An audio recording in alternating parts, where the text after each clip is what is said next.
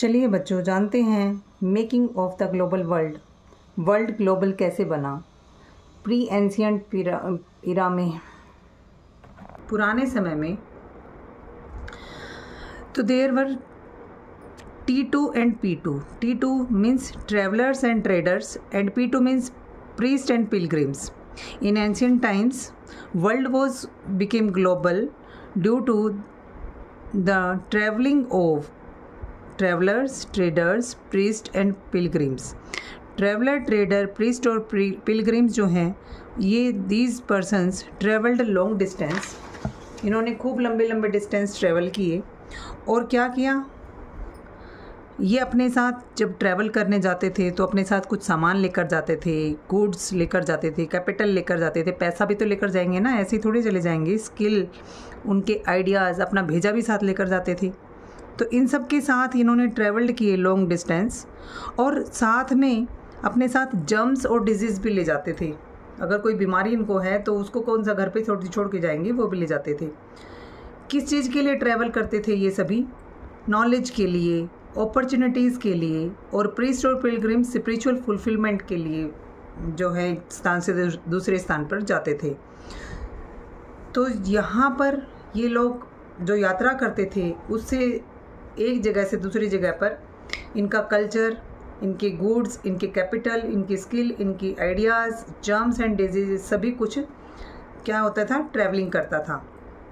तो इससे वर्ल्ड जो है था आपस में कनेक्टेड था। अब इसके एग्जाम्पल दे रखे हैं हमारे एनसीईआरटी में कि जो 3000 BCE क्या होता है, before Christian Ira.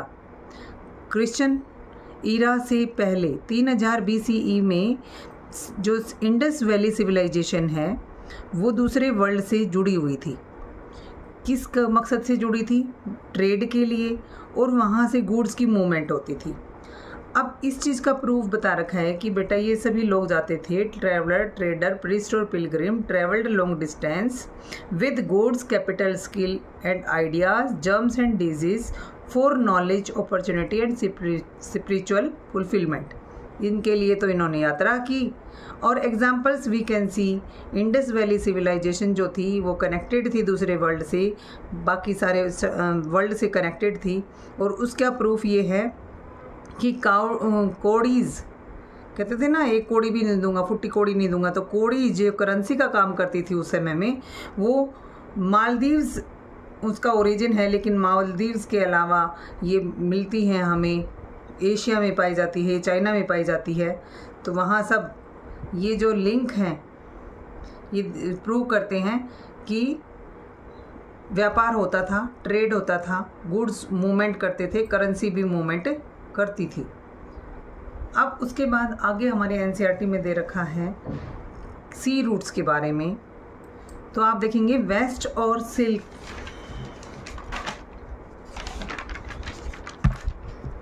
Silk route. Silk route क्या था बच्चों? सिल्क रूट कोई ऐसा रूट नहीं था कि जो सिल्क से बना हो या बहुत ही सॉफ्ट हो।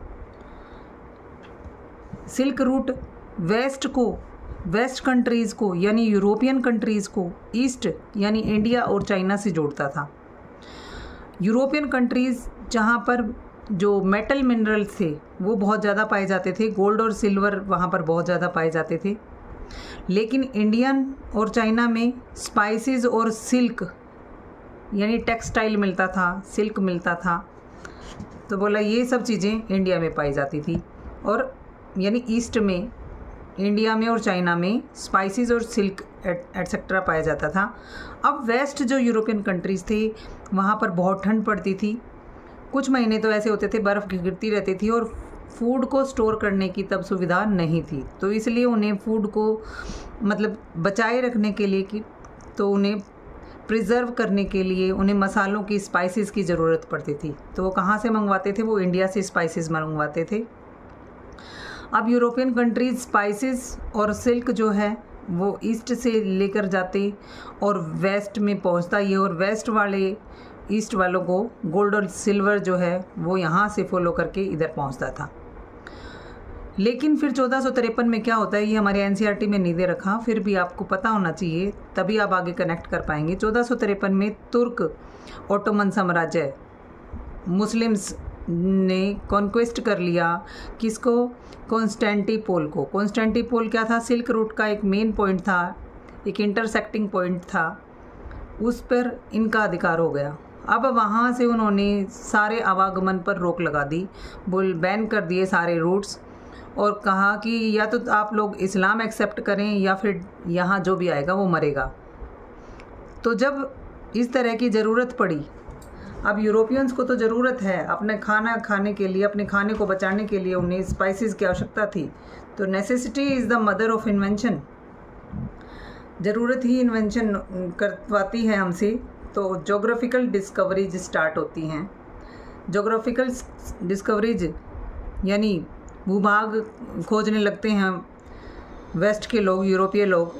और 1492 में क्रिस्टोफर कोलंबस जो है वो अमेरिका को डिस्कवर करता है, और 1498 में एक पुर्तगाली था वास्को डी गामा, इन्होंने डिस्कवर किया एक सी रूट टू इंडिया। इंडिया के लिए सी रूट, समुद्री रास्ता इन्होंने ढूंढ लिया। अब ये हमारा सिल्क रूट के बारे में था कि किस प्रकार सिल्क रूट जो था वो इंटरकनेक्टेड था। सिल्क रूट के थ्रू ईस्ट और वेस्ट इंटरकनेक्टेड था, लेकिन कॉन्स्टेंटिनोपल पे तुर्कों का कॉन्क्वेस्ट होने के बाद उन्होंने जब बैन कर दिया तो ये जोग्राफिकल डिस्कवरीज करनी पड़ी। और इनके बाद क्या हुआ वो हम देखते हैं। तो सिल्क रूट जो ये हमारा था, सिल्क रूट से क्या क्या चीज़ें जो थी वो जाती थी इधर से उधर। सिल्क रूट से सिल्क जाता था, स्पाइसेस जाता था, टेक्सटाइल्स जाते थे, चाइनीज़ पोट्री, इन सभी का आवागमन होता था। इन सभी चीज़ों को सिल्क रूट के थ्रू अलग अलग पार्ट्स में भेजा जाता था वर्ल्ड के। और इतना ही नहीं, इसके अलावा क्रिश्चियन मिशनरीज़ अपने क्रिश्चियन धर्म को फैलाने के लिए एक स्थान से दूसरे स्थान पर जाते थे। मुस्लिम्स भी भारत में सिल्क रूट के थ्रू आए। बुद्धिज़्म जो भारत में जिसका उदय हुआ था वो भी दूसरे देशों में सिल्क रूट के द्वारा ही फैलाया गया। अब जब सिल्क रूट से ये सब चीज़ें जा रही थी तो ऐसा नहीं था कि सिर्फ वस्तुओं का ही आवागमन होता था या धर्म पादरियों का ही आवागमन होता था। इसके साथ साथ फूड ने भी ट्रैवल किया। फूड ट्रैवल किया यानी जब व्यापारी आते थे तो वो अपने साथ नई नई डिशेस लेकर आते थे, या फिर अपने स्थान पर अपनी जगहों पर उगाई जाने वाली क्रॉप भी उन्होंने वो जहाँ भी गए वहाँ पर लेकर गए। वहाँ तो चाइनीज़ नूडल आप देख सकते हैं, हमारे चैप्टर में दे रखा है चाइनीज़ नूडल्स जो चाइनीज़ से ओरिजिन हुए थे, चाइना में शुरू हुए थे, वो अभी इटली में स्पैगेटी के नाम से जाने लगे। अरब ट्रेडर्स, पास्ता जो है वो अरब ट्रेडर्स की मेन डिश थी जो सिसिली जाके पास्ता कहलाई।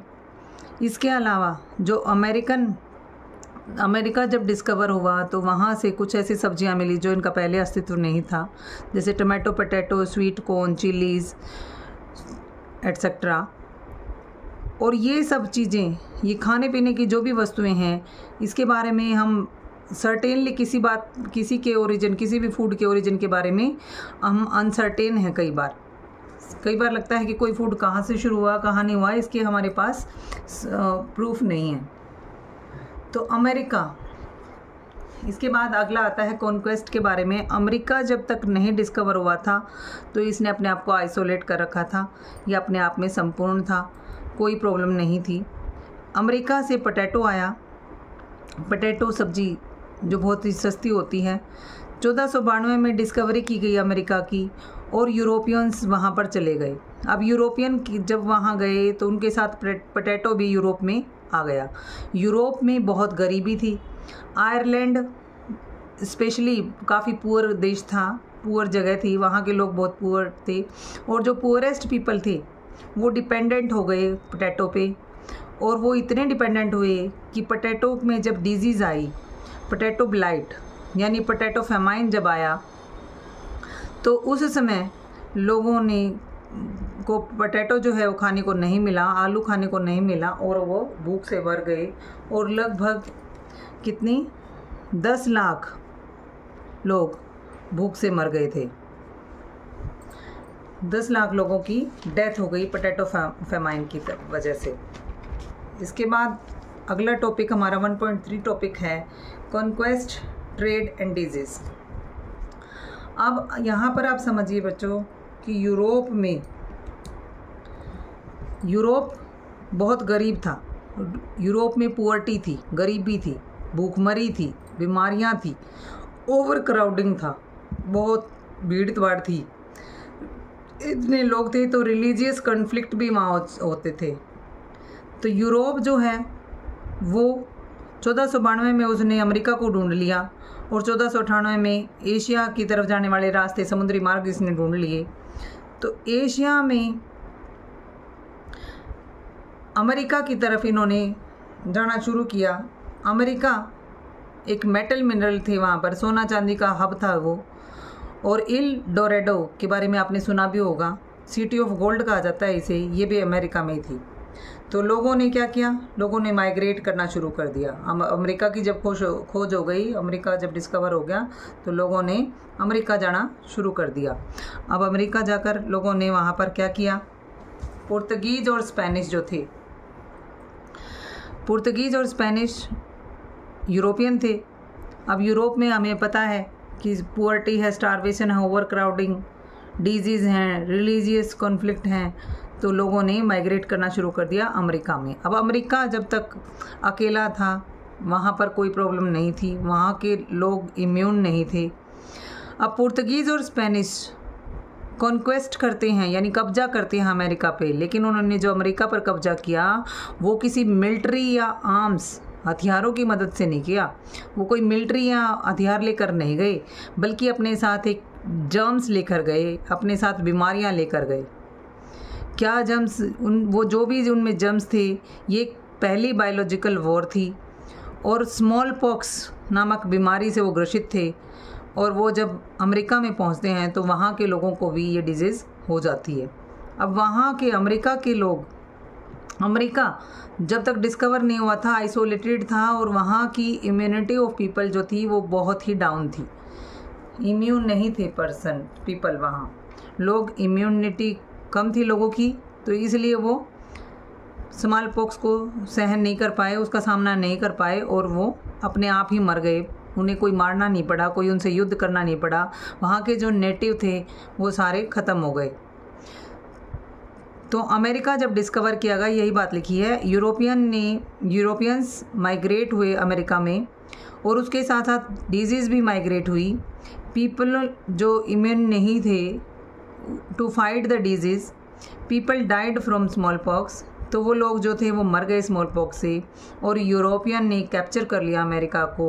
और अब यूरोप जो है became the centre of the trade. अब America centre of the trade नहीं रहा, अमेरिका पे भी यूरोपियंस का कब्जा हो गया, तो यूरोप ही हमारा सेंटर ऑफ द ट्रेड बन गया। इसके बाद यूरोपियन जो है वो चाइना की तरफ मुख करते हैं, लेकिन चाइना ने अपने आप को आइसोलेट कर लिया। आइसोलेट कर लेना मतलब not interested in the world trade. अब हमारे सिलेबस में बस इतना ही चैप्टर है, आगे के टॉपिक CBSE ने हटा दिए हैं। तो आई होप आपको समझ में आ गया होगा। Thank you, have a nice day.